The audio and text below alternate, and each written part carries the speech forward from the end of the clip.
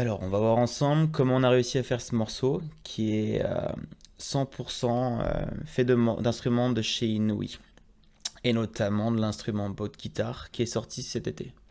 Donc, Boat Guitar, c'est une guitare qui va être jouée à l'archet et il a été enregistré plusieurs modes de jeu, des jeux longs, des jeux harmoniques, des trémolos, des jeux courts et d'autres effets.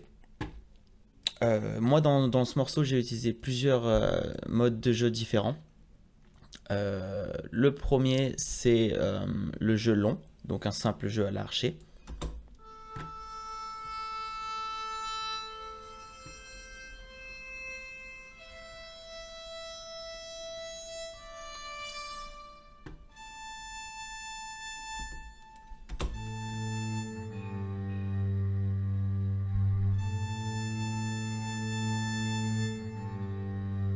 J'aime bien séparer les pistes entre elles, même s'il n'y a pas vraiment de différence de mode de jeu ou autre, c'est pour mieux gérer les volumes ou avoir une meilleure visibilité. Donc les deux qu'on va avoir, c'est le mode de jeu long. J'ai aussi utilisé le mode de jeu Colligno Batuto. Donc même principe, j'ai utilisé deux pistes, mais c'est le même instrument qui joue.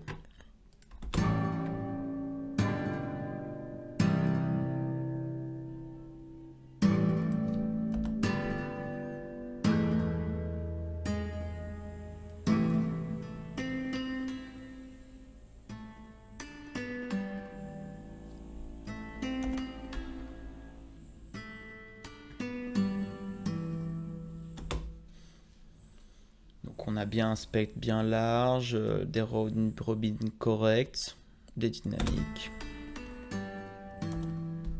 beaucoup de détails. Ensuite j'ai utilisé le mode de jeu Flautando, donc ça a bien marché pour de la texture, pour donner une couleur plus feutrée et de manière générale pour du camping c'est parfait.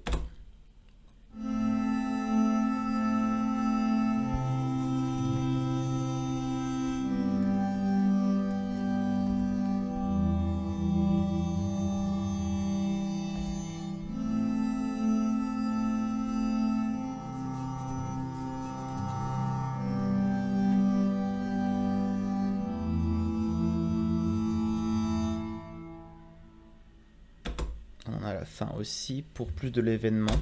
Donc on a joué avec les CC.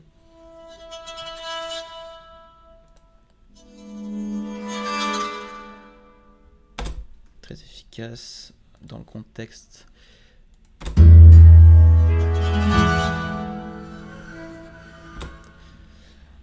Voilà. Et ensuite j'ai utilisé un dernier mode de jeu. Alors c'est un instrument d'effet.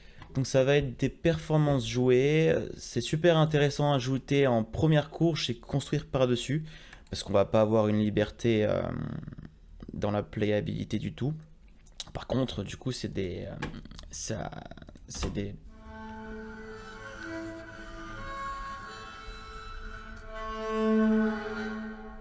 c'est une performance qui permet d'ajouter de la crédibilité au, au son. Donc c'est tout pour les instruments Boat Guitar dans ce morceau. Et j'ai aussi utilisé en autre instrument que des instruments de chez Inouï. Donc on va avoir la collection Suite Acoustique Texture qui constitue deux instruments. Le premier qui est le corps de basset, basset de corne, et ensuite l'alto, le viola. Comment marche cette collection? Alors en fait on a enregistré plusieurs modes de jeu de l'instrument et on a créé un instrument qui joue sur la densité et qui va créer une texture avec tous ces modes de jeu qu'on aura sélectionnés. Donc l'interface se présente comme ça. On choisit les modes de jeu qu'on veut et, et on choisit leur densité, le volume, la vélocité de ces modes de jeu, parce qu'on va avoir des jeux courts, donc on veut savoir si le jeu est joué avec une grande dynamique ou une dynamique plus piano. Et donc on va pouvoir créer des textures vivantes qui peuvent servir pour ajouter de la matière ou alors juste qui peuvent servir d'éléments thématiques. Premier cas qu'on a, ça va être pour le corps de basset. Donc ça va être un accord où je joue avec les CC, ce qui va permettre de faire évoluer la texture.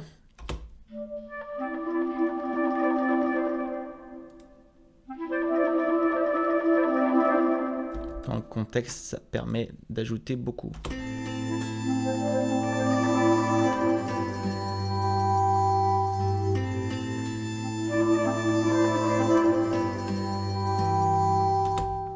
Voilà. Et je m'en suis aussi servi pour l'alto, donc le mode texture de l'alto. Pour les deux, ce que j'aime beaucoup faire, c'est me servir que de seulement 2 modes de jeu. Comme ça, je contrôle vraiment la dimension aléatoire et j'ai la même texture à chaque fois que je joue. Ça me permet d'avoir vraiment ce que je veux.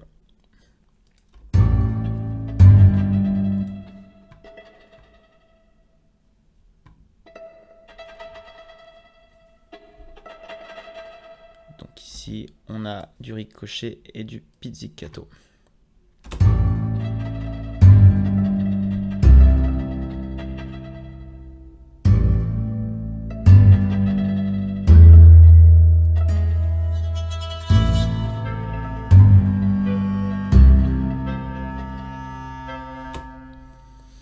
Très joli.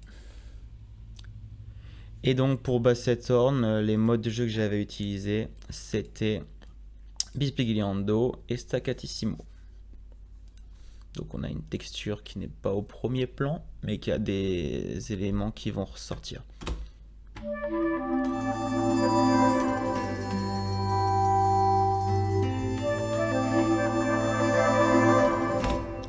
On peut aussi se servir des suites acoustiques textures en se servant simplement des articulations simples, donc de manière très classique.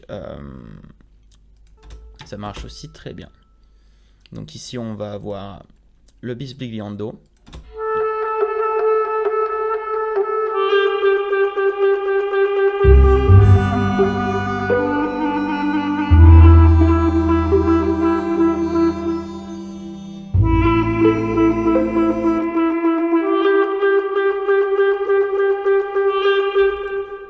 Il est super beau.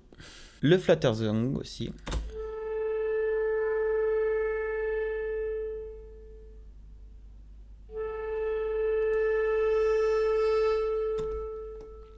Et pour le basset horn, on a aussi des notes courtes en staccato.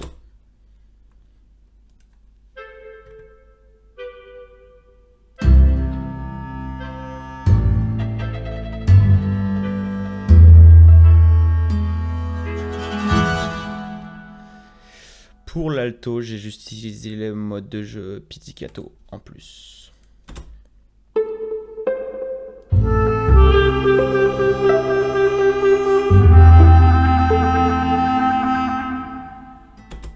Tous les sons qu'on a sont quasiment pas modifiés. J'ai surtout fait des reverbs. Je vous montrerai ça à la fin.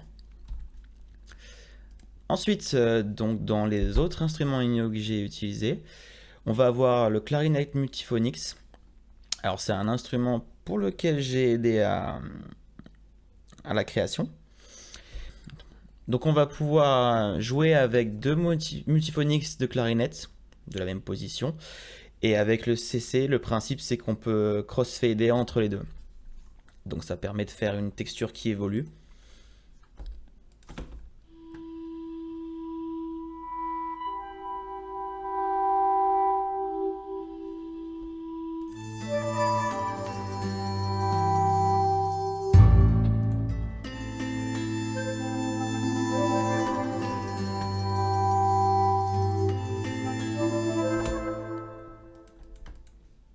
Ensuite, on va avoir les harmoniques triangles.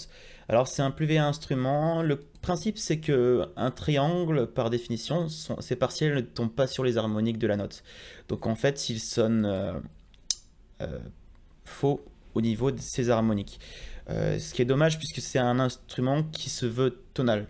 Donc, le concept, c'est qu'on modifie les partiels pour qu'elles tombent juste selon ce qu'on veut. Donc on peut avoir des partiels par rapport à un accord majeur, mineur, ou alors on a les partiels classiques qui sont entre guillemets fausses. Et je m'en suis servi pour suivre les accords.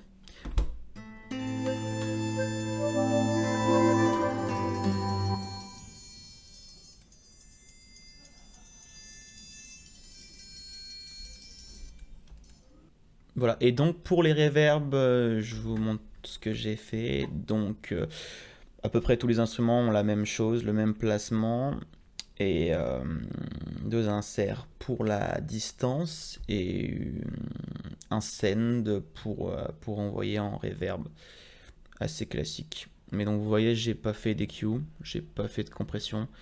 On pourrait encore tailler plus le son que ça, mais ça sonne tout de suite très bien. Et voilà, c'est tout ce qu'on va voir avec ce morceau.